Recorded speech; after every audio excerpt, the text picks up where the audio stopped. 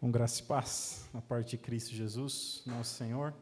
Prazer, uma honra, viu? Estou muito feliz de estar aqui com vocês, repartir um pouco do pão vivo que desceu do céu, que nos alimenta, a sua palavra. Eu quero já, de antemão, convidar que você abra a sua Bíblia na carta de Pedro, primeira carta de Pedro, capítulo 1.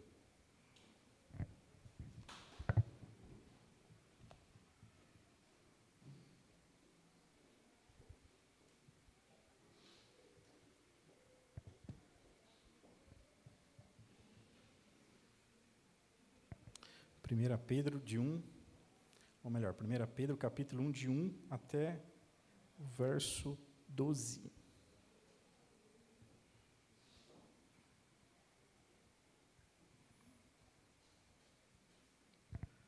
Todos juntos? Eu leio aqui a NAA, tá? Vocês parecem que tem na tela aqui a NVT. Eu tenho a NAA aqui, tá bom? Diz-nos assim a palavra de Deus. Pedro, apóstolo de Jesus Cristo, aos eleitos que são forasteiros da diáspora, no Ponto, na Galácia, na Capadócia, na Ásia e na Bitínia, eleitos, segundo a presciência de Deus Pai, em santificação do Espírito para a obediência e a aspersão do sangue de Jesus Cristo. Verso 3.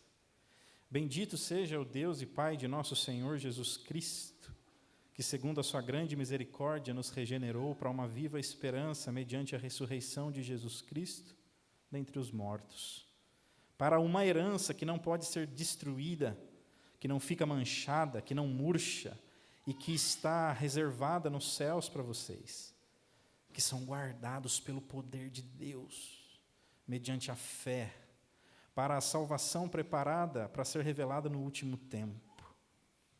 Nisso vocês exultam, embora no presente, por breve tempo, se necessário, sejam contristados por várias provações, para que, uma vez confirmado o valor da fé que vocês têm, muito mais preciosa do que o ouro perecível, mesmo apurado pelo fogo, resulte em louvor, glória e honra na revelação de Jesus Cristo.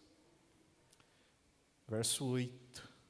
Mesmo sem tê-lo visto, vocês o amam.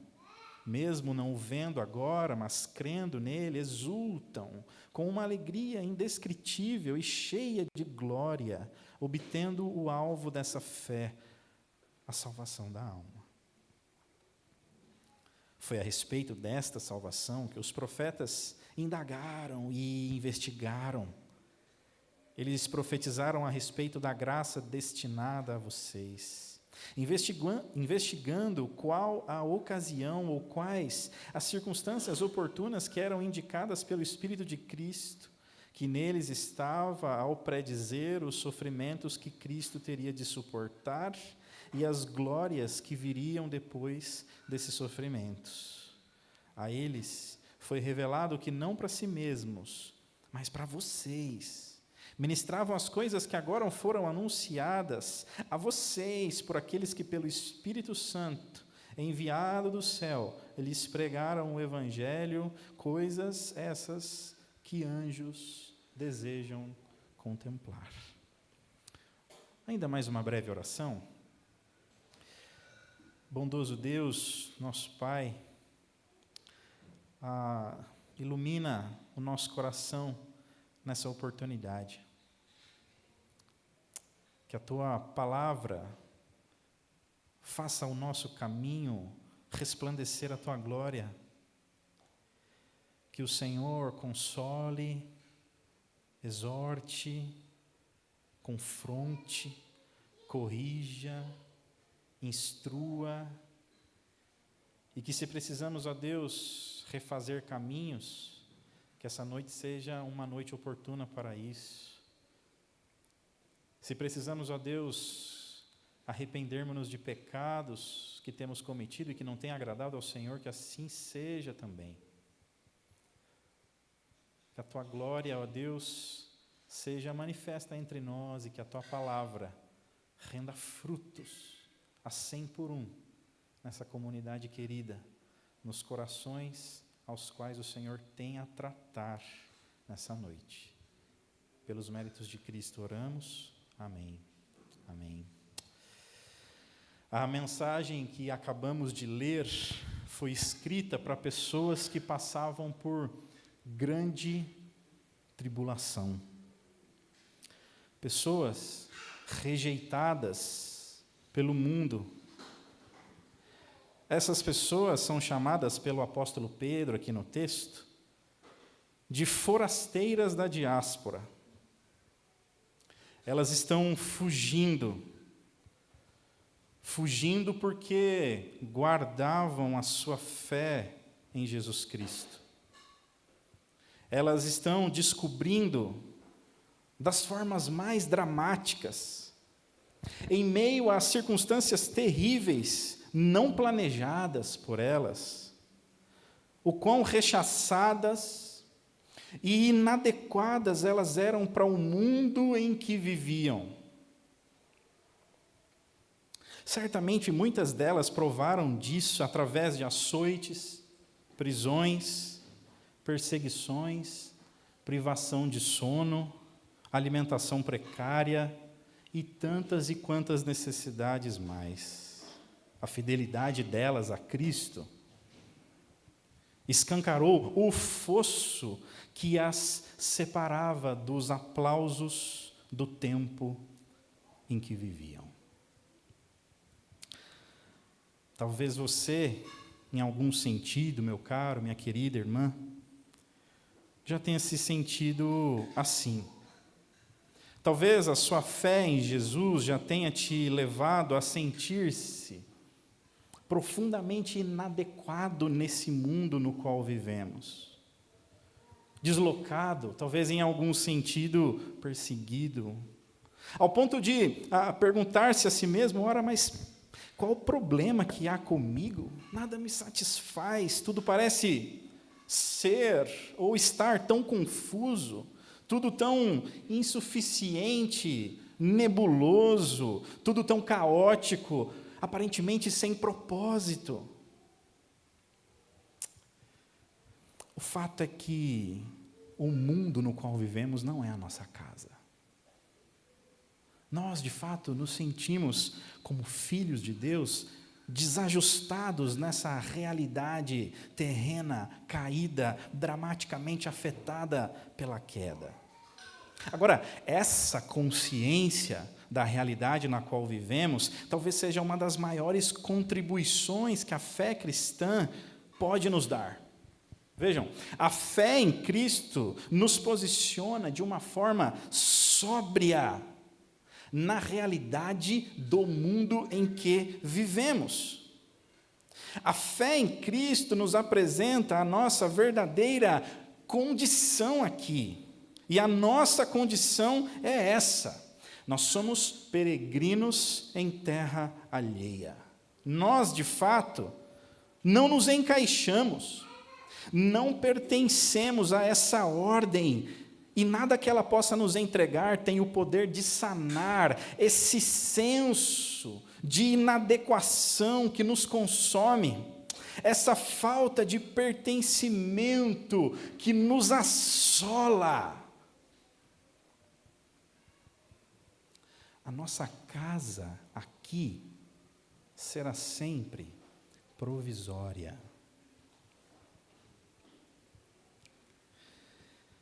É essa transitoriedade da condição humana que essa maravilhosa carta do primeiro século, enviada pelo apóstolo Pedro ao povo de Deus em diáspora, comunica para nós.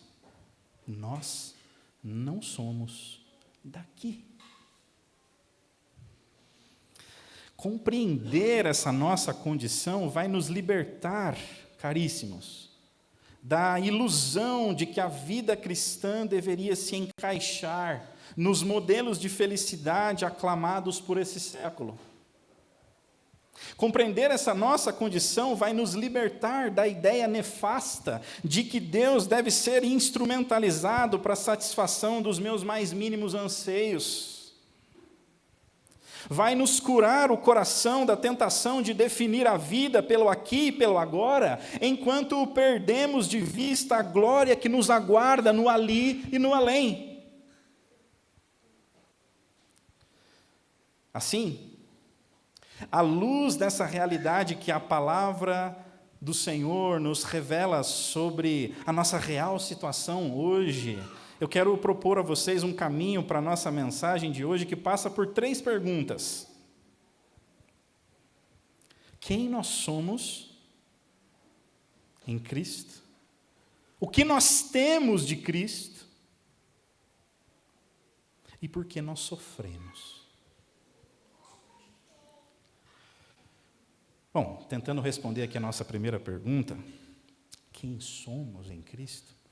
Como o apóstolo Pedro se dirige ao povo de Deus no verso 1? Como é que ele chama o povo no verso 1? Ele chama o povo de eleitos, não é isso? Eleitos, meus irmãos, os forasteiros da diáspora são eleitos. E o que é ser um eleito de Deus? Ser um eleito de Deus é ser amado por Ele, sem merecimento algum, antes do tempo existir. Um eleito é alguém separado pelo próprio Deus na ordem da eternidade, para receber dele, na ordem do tempo e do espaço, as mais ricas bênçãos nas regiões celestiais, as quais um ser humano pode acessar. Um eleito é alguém que foi conhecido do amor pactual e soberano de Deus, e sendo conhecido do amor de Deus, foi predestinado, e sendo predestinado, foi justificado, e sendo justificado, foi glorificado. Vejam, meus caros irmãos, minhas caras irmãs, a eleição de alguém nada tem que ver, não está afiada em algo que Deus supostamente tenha visto de bom na vida dessa pessoa. Mas a eleição tem que ver única e exclusivamente com a livre escolha daquele que faz todas as coisas segundo o conselho da sua própria vontade. Ponto. É graça e somente graça. Portanto, a eleição nos desarma, a eleição nos constrange, ela faz todo o orgulho humano cair por terra, a eleição dispõe o coração endurecido à humildade e quebranta o nosso espírito vacilante a oferecer a máxima adoração ao Senhor da eleição, que sem motivo algum, que não a sua própria benevolência, escolheu nos amar quando ainda éramos pecadores. Aliás, não apenas quando ainda éramos pecadores, mas muito tempo antes. O povo de Deus é eleito. Mas o povo de Deus também é santo.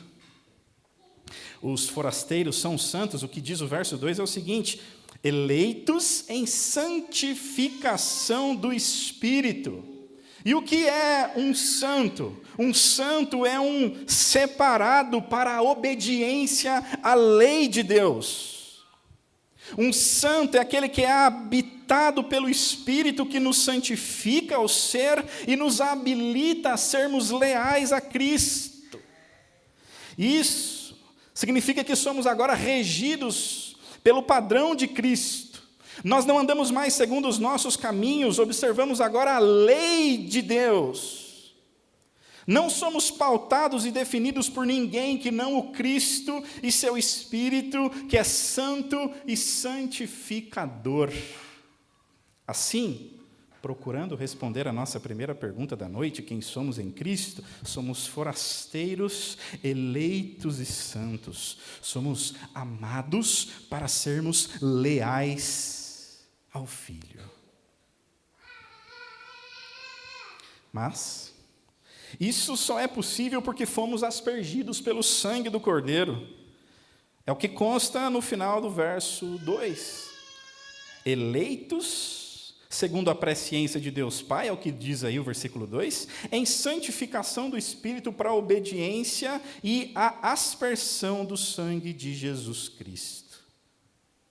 O amor antigo de Deus que nos elegeu e a santificação do Espírito na prática da nossa vida só são possíveis porque o sangue de Jesus Cristo está sobre nós. Somos eleitos por causa do sangue. Estamos sendo santificados por causa do sangue. Não houvesse o sangue de Cristo derramado pelos nossos pecados, seria o nosso sangue a ser exigido pela justiça divina.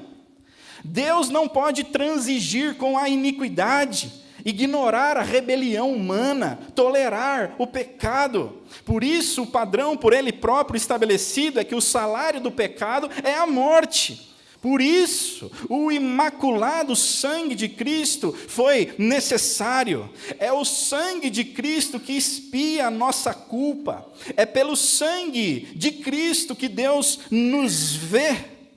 É o sangue que torna o Pai propício a nós. Sela o pacto da graça e nos justifica de toda a culpa. Esse sangue precioso nos redime e nos envia, nos faz livres e nos purifica.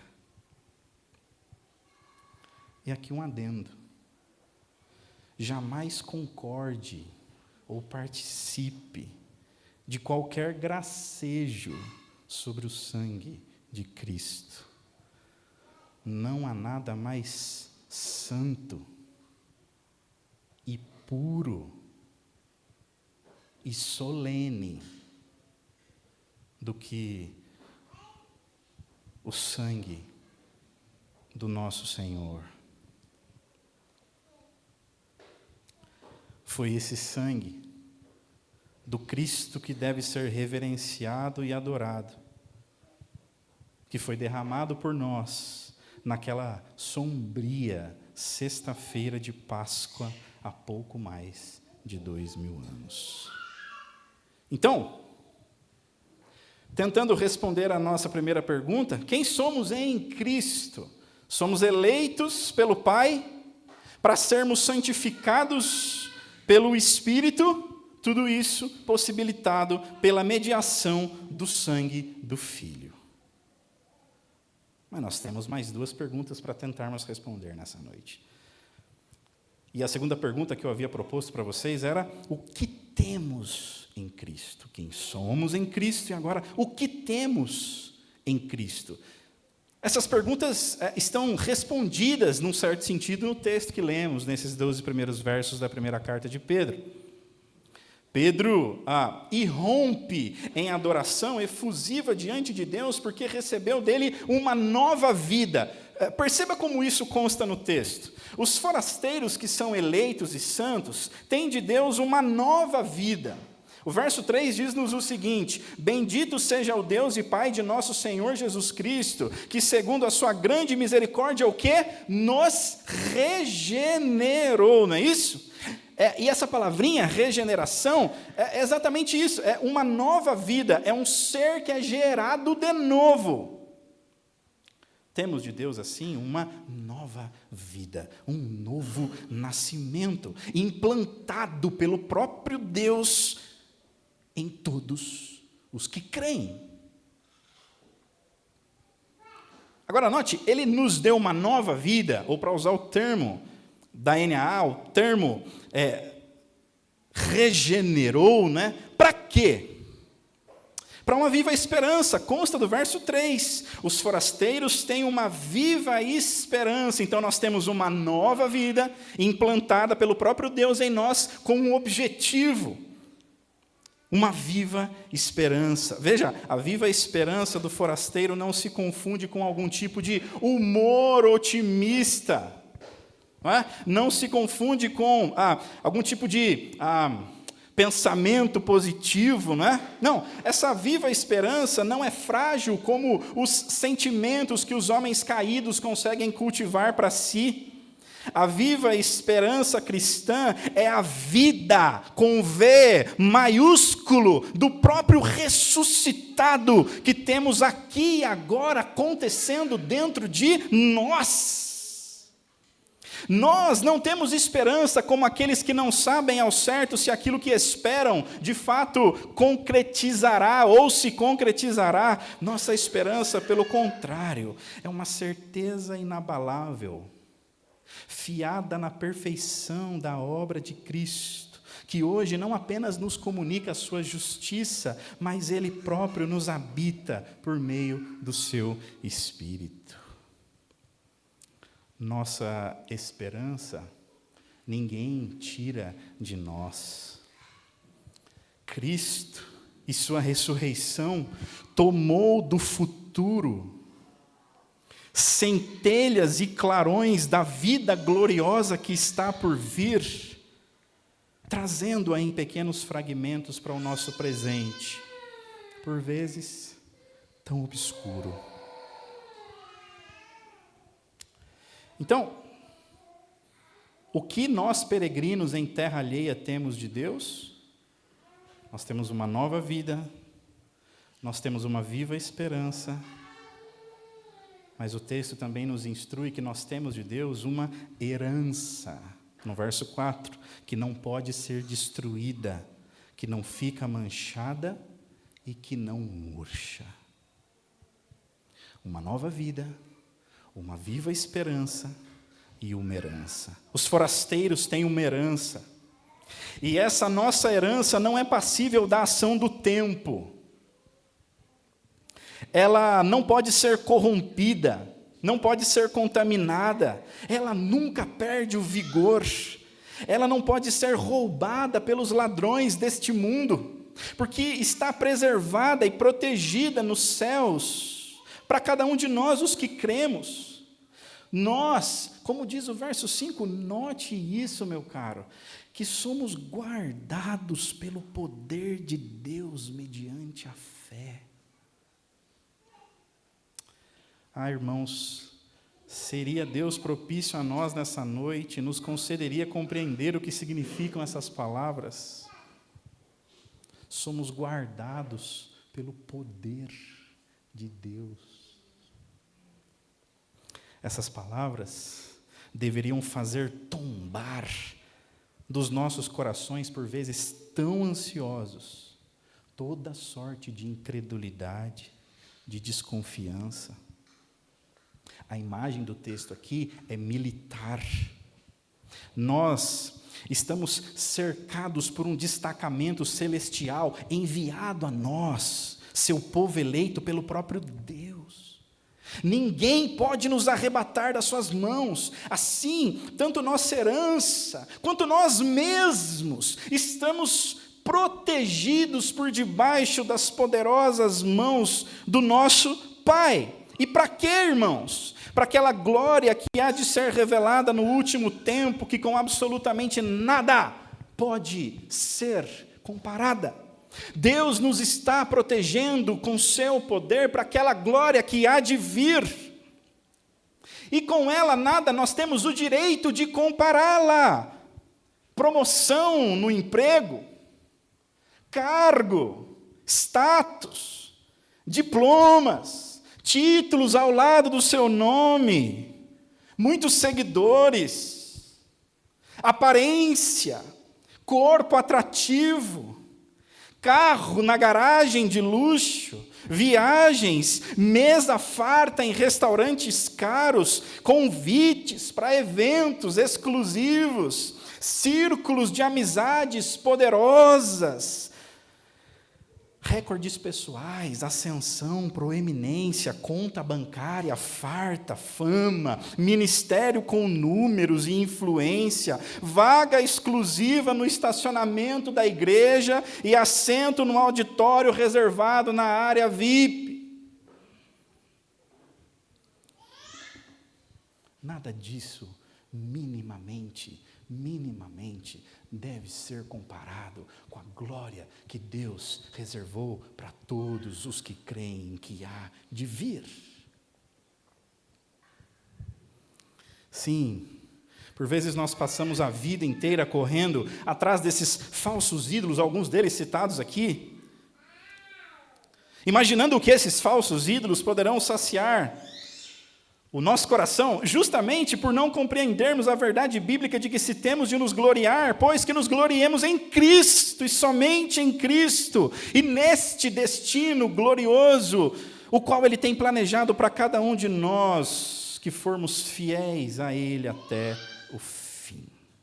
E essa é a nossa herança. É exatamente isso que o final do verso 5 diz. Nós somos guardados pelo poder de Deus mediante a fé para a salvação preparada para ser revelada no último tempo. Então, a certeza da esperança que temos e a segurança da herança que por graça recebemos não podem deixar que sucumbamos diante dos ídolos desse mundo.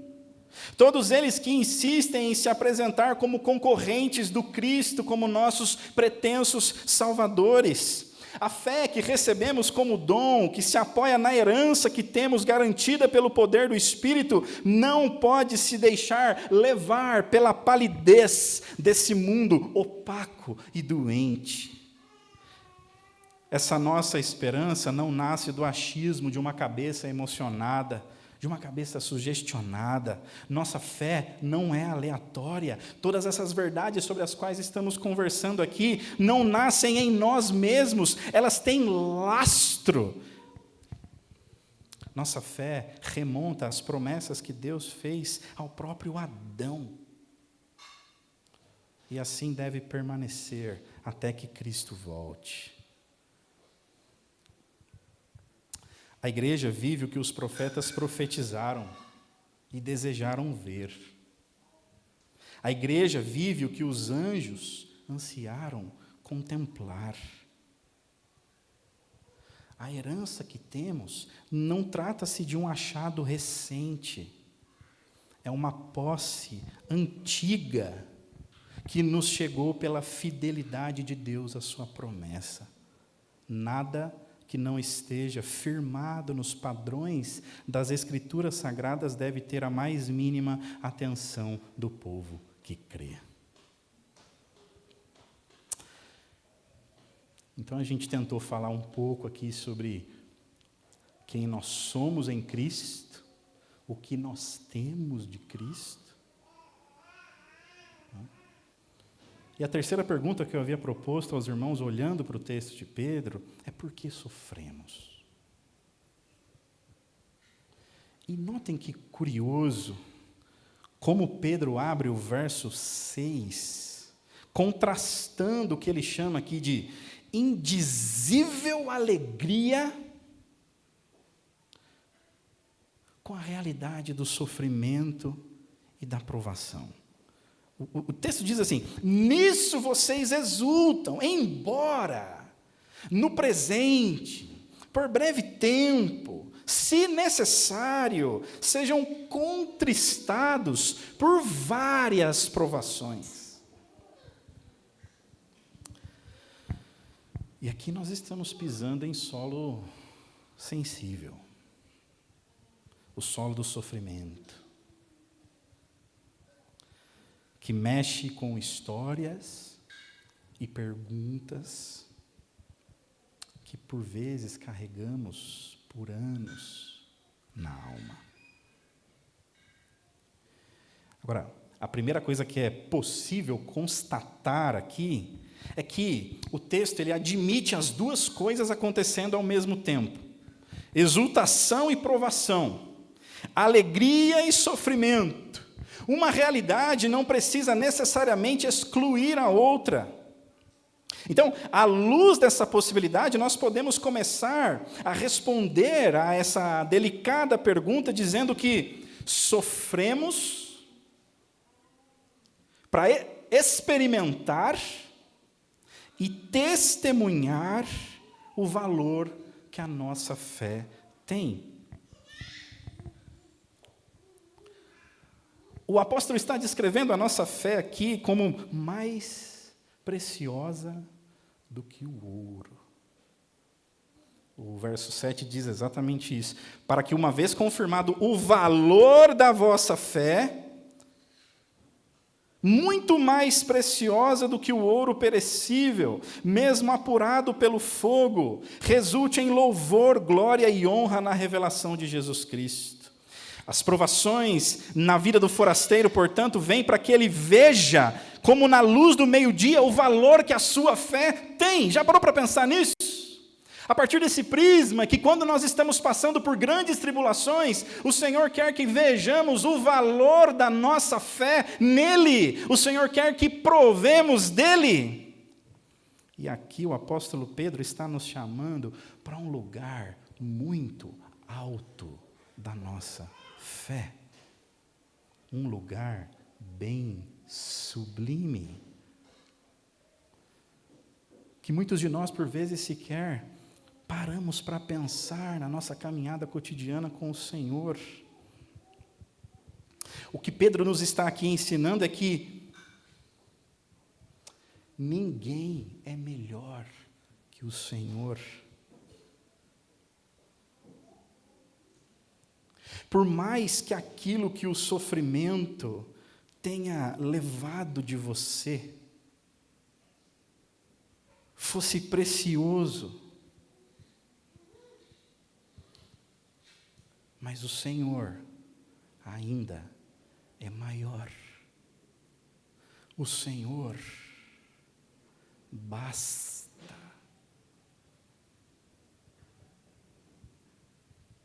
A essência do que Pedro nos está ensinando é de que, quando passamos por grandes tribulações, nós temos a chance de experimentar o quão consolador é o Deus a quem chamamos de Pai. O quão capaz de amar Ele é. O quão acolhedor é o Deus de toda consolação. É certo que Deus não relativiza a nossa dor. Cristo conhece a dor e a angústia como ninguém. Ainda assim, no vale da sombra da morte, o Senhor é mais valioso do que tudo o que perdemos.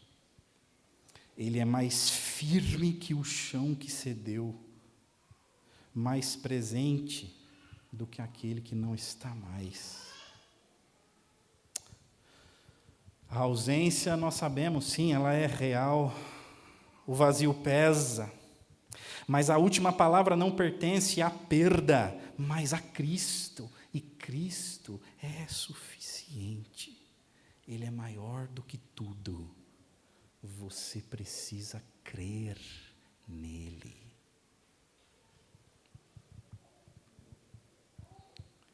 Ser contristado por grandes tribulações, de modo a que elas revelam o louvor, a glória, a honra que Cristo tem, conforme nos mostra o final do verso 7, é um presente misterioso que recebemos de Deus para o conhecermos em sua essência de um modo tão sublime que não poderia acontecer em quaisquer outras circunstâncias que não as que brotam do solo pedregoso do sofrimento.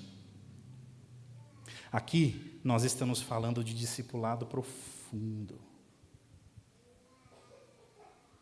Estamos falando de alimento sólido que emerge das realidades que a palavra de Deus apresentam para o seu povo. Aqui nós estamos sendo chamados a orar. Notem isso, não apenas para que Deus nos livre do sofrimento, mas que também Ele nos ensine a amadurecer a partir do lapidar que o sofrimento faz na vida de todo aquele que sofre.